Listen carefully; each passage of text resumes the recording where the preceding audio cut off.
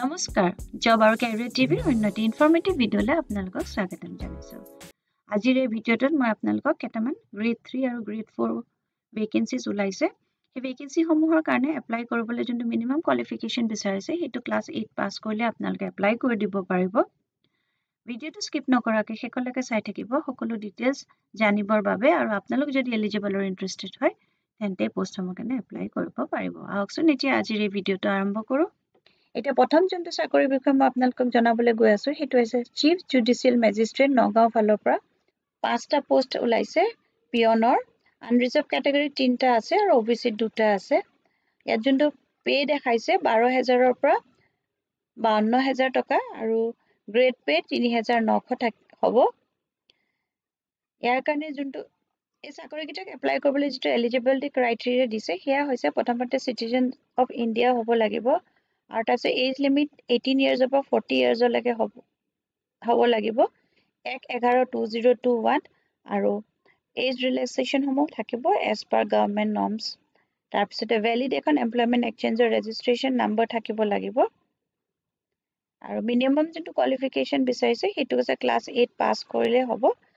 8, 9, 10, 11 পাছ 8ৰ পৰা 11 পাছ কৰা সকলে এপ্লাই কৰিব পাৰিব। যদি আপোনালোকে ক্লাছ 12 পাছ কৰিছে তেন্তে এই পোষ্টৰ কাৰণে এপ্লাই কৰিব নোৱাৰিব।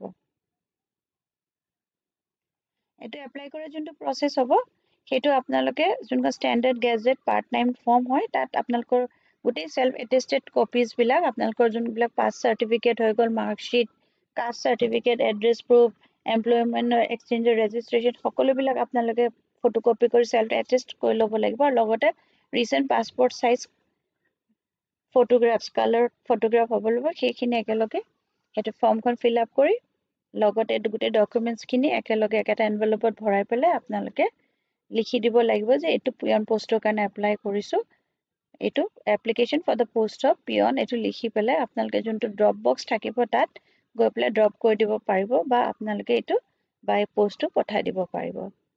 এইটো 17 তাৰিখটো লাষ্ট ডেট হয় এপ্লাই কৰা, 17 ডিচেম্বৰ ভিতৰত আপোনালোকে পঠিয়াব পাৰিব। আৰু এই ড্ৰপ বক্সটো CGM অফিচ নগাঁৱৰ ভিতৰত নগাঁৱতে থাকিব, অৰ চেণ্ড টু দ্য পোষ্ট। আৰু যদি আপোনালোকে বাই পোষ্ট পঠিয়ায় তেতিয়াহ'লে চিফ জুডিচিয়েল মেজিষ্ট্ৰেট নগাঁও এইটো যোনটো এড্ৰেছ হয় এইটোত আপোনালোকে পঠাব লাগিব। লগতে পিনক'ডটো লিখি দিব, নগাঁও পিনক'ডটো আপোনালোকে অনলাইনো পাই যাব, কি পিনক'ড হয় সেইটো লিখি পেলাই আপোনালোকে পঠাই দিব পাৰিব। এইখন হৈছে এডভাৰটাইজমেণ্টখন, এইখন আপোনালোকে এবাৰ পঢ়ি চাই ল'ব, আৰু ইয়াতে সকলো ডিটেইলছ মেনশ্যন কৰা আছে যিখিনি অলৰেডি মই আপোনালোকক কৈছোঁৱেই। তো আপোনালোকে এলিজিবল আৰু ইণ্টাৰেষ্টেড হ'লে পোষ্টটোৰ কাৰণে এপ্লাই কৰিব পাৰিব। ইয়াৰ পিছত নেক্সট যোনটো ভেকেঞ্চিৰ বিষয়ে মই আপোনালোক দেখাবলৈ গৈ আছোঁ সেইটো সমগ্ৰ শিক্ষাৰ ফালৰ পৰা আহিছে, আৰু আহকচোন চাওঁ এতিয়া তাত কি ভেকেঞ্চিজ ওলাইছে আৰু কি এলিজিবিলিটি লাগিব।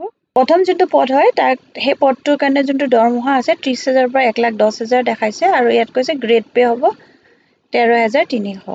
Educational qualification post graduate degree with 5 years of relevant experience at district or state level position in any government, society, university, college, reputed research institute, or 4 years of experience as reader, SCERT, or 5 years of experience as lecturer. তাৰপিছতে as limit 18 years পৰা 62 লৈকে আপোনালোকে apply কৰি দিব পাৰিব as of 01/01/2024। আৰু যোনটো procurement expert কনচালটেণ্টৰ post হয় সেইটো কাৰণে চেলাৰী একে 30,000 বা 1,10,000 টকা। জিপে আছে, গ্ৰেড পে হ'ব আপোনালোকৰ 13,300।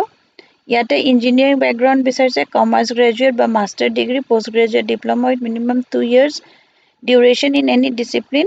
যদি আপোনালোকৰ এলিজিবিলিটি মিলে তেন্তে আপোনালোকে যোনটো সমগ্ৰ শিক্ষা ৱেবছাইট আছে ssa.assam.gov.in এইটোত আপোনালোকে অনলাইন এপ্লাই কৰি দিব পাৰিব, আৰু যোনটো অনলাইন এপ্লাই কৰা লাষ্ট ডেট হৈছে সেইটো 16 ডিচেম্বৰলৈকে আছে।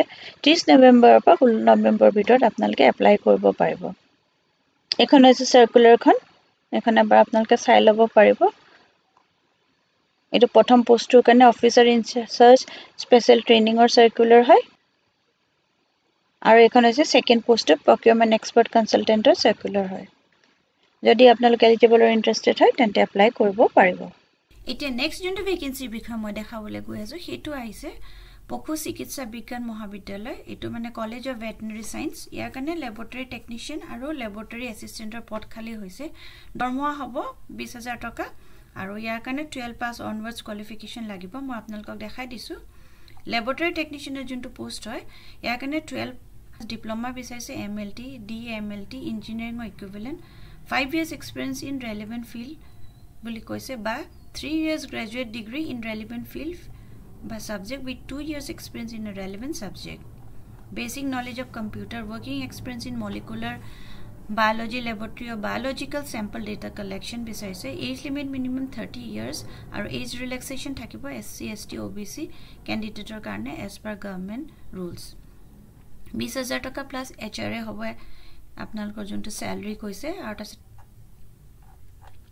The next junto poster laboratory assistant কাৰণে এটা আছে ইয়াত 12 পাস বিচাৰিছে সায়েন্সত প্লাস ডিপ্লোমা ইন MLT বা DMLT engineering or equivalent 5 years experience in the relevant subject বা field বিচাৰিছে or 3 years graduate degree in relevant subject 2 years experience in relevant field MS Word Excel এখিনি computer basic knowledge বিচাৰিছে experience in molecular micro biology lab or biological sample data collection কৈছে 30 years age minimum maximum 30 years age হ'ব আৰু age relaxation as per government rules হ'ব ইয়াতো 20000 plus HRA থাকিব এটো যোনটো এপ্লাই কৰা process হয় এটো যোনটো দিছে এটোত আপোনালোকে লগইন কৰি পেলাই আপোনালোকে এপ্লাই কৰিব লাগিব আৰু এটো এপ্লাই কৰা যোনটো লাষ্ট ডেট হৈছে এটো 8 ডিসেম্বৰত কৈছে যে আপোনালোকে বায়োডাটাখন আপলোড কৰিব লাগিব in the given format in a single PDF file বনাব লাগিব যত আপোনালোকে সকলো ডকুমেন্টস খিনিও আপোনালোকে PDF ফাইলে কনভাৰ্ট কৰি পেলাই এখিনি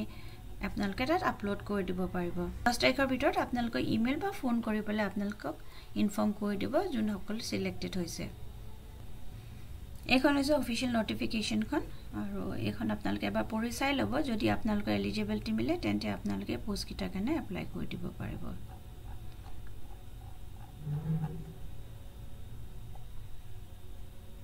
এখন হৈছে বায়োডাটা ফৰমেটখন এখন আপোনালোকে ডাউনলোড কৰি পেলাই ফিল কৰি তাৰ পিছতে PDF ফাইলে কনভাৰ্ট কৰি লগত যিখিনি ডকুমেন্টস কৈছে সেই গুটেখিনি হতে আপোনালোকে এই ডিআৰ এড্ৰেছটোত আপোনালোকে আপলোড কৰি দিব লাগিব তাৰ পিছতে যি হল ক্যান্ডিডেট তেখেতলোকে শৰ্টলিষ্ট কৰিব সেই সকলক 10 তাৰিখৰ ভিতৰত ইমেইল বা ফোনৰ যোগে ইনফৰ্ম কৰিব আৰু 12 তাৰিখে 10:30 বজাৰ ভিতৰত আপোনালোকে ইন্টাৰভিউ কাৰণে যাব লাগিব আৰু এই পোষ্ট কিটাৰ কাৰণে এপ্লাই কৰা যোনটো লাষ্ট ডেট হৈছে হেতু হৈছে 8 ডিসেম্বৰ এইটো ভিডিওত মই জনাবলকে ইমানে আছিল যদি ভিডিওটো চাই আপোনালোকে ভাল পালে লাইক এটা কৰি দিব আৰু ফ্ৰেন্ডছ আৰু ফ্যামিলিৰ মাজতে শেয়াৰ কৰি দিব কাৰোবাৰ যদি চাকৰি গিটাৰ আৱশ্যকতা আছে তেওঁলোকে এপ্লাই কৰি দিব পাৰিব আকৌ এটা নতুন ভিডিও লৈ লগ পাম ধন্যবাদ